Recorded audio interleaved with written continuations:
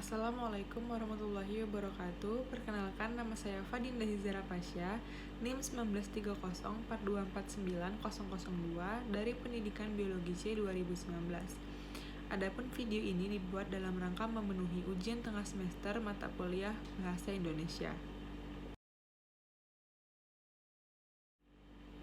Yang pertama, bahasa Indonesia dinilai penting bagi NKRI dikarenakan bahasa Indonesia merupakan bahasa pemersatu yang digunakan oleh antar suku dan antar bangsa sebagai media komunikasi sehari-hari.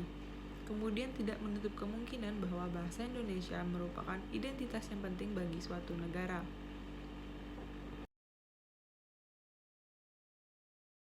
Kemudian untuk nomor 2 itu ada kelebihan dan kekurangan dari ragam tulis dan ragam lisan.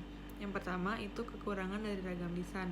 Tidak semua pendengar dapat memahami dengan baik cara penyampaiannya. Kemudian untuk kelebihannya itu jika terjadi penggunaan kata itu dapat direvisi secara langsung pada saat itu juga. Kemudian untuk kelebihannya itu juga ada jika dilihat dari sisi intonasi, ekspresif, mimik, dan gerak-geriknya itu dapat kita pahami secara langsung sehingga sesuai dengan situasi dan kondisi saat itu. Kemudian untuk kekurangan dari ragam tulis yaitu kita tidak dapat memahami secara langsung bagaimana cara penyampaian penulis. Kemudian seringkali terjadi kesalahpahaman dalam penggunaan tanda baca sehingga menimbulkan kesalahpahaman antara apa yang dimaksudkan oleh penulis. Kemudian untuk kelebihannya yaitu informasi yang dipilih dapat dikemas menjadi sebuah media, seperti contohnya artikel, majalah, atau koran. Kemudian penggunaan kosakatanya itu lebih beragam.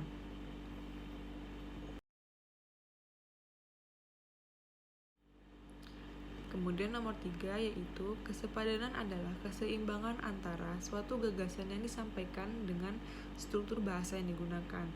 Struktur bahasa yang digunakan di sini ada 3. Yang pertama yaitu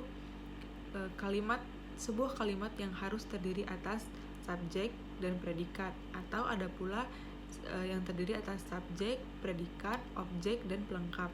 Kemudian yang kedua adalah di mana adanya penggunaan kata hubung intra kalimat dan antar kalimat.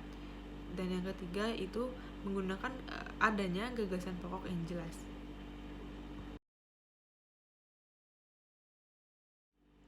Kemudian untuk nomor 4 contoh kesalahannya yaitu misalkan yang pertama penggunaan kata depan di.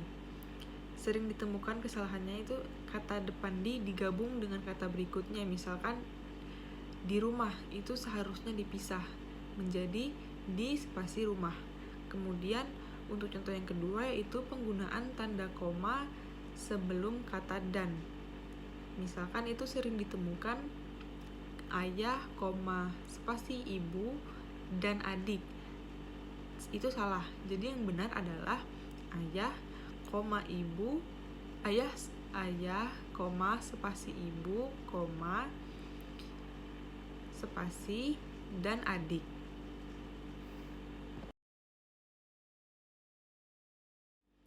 Kemudian nomor 5 yaitu perbedaan antara kohesi dengan koherensi. Kohesi merupakan kesatuan atau keserasian hubungan antara kalimat lain dengan kalimat lainnya dalam sebuah paragraf. Sehingga agar suatu paragraf dapat menjadi satu kesatuan yang serasi, maka setiap kalimat harus mendukung ide gagasan atau ide pokok yang dibahas. Sedangkan koherensi adalah keselarasan paragraf yang didukung oleh hubungan yang serasi antara kalimat pembentuknya, seperti penggunaan kata hubung yang memperjelas kalimat pembentuknya. Baik, saya rasa cukup sekian apa yang saya sampaikan dalam video ini. Saya mohon maaf apabila masih terdapat kesalahan dan kekurangan. Saya akhiri, wabillahi taufiq wal hidayah. Wassalamualaikum warahmatullahi wabarakatuh. Terima kasih.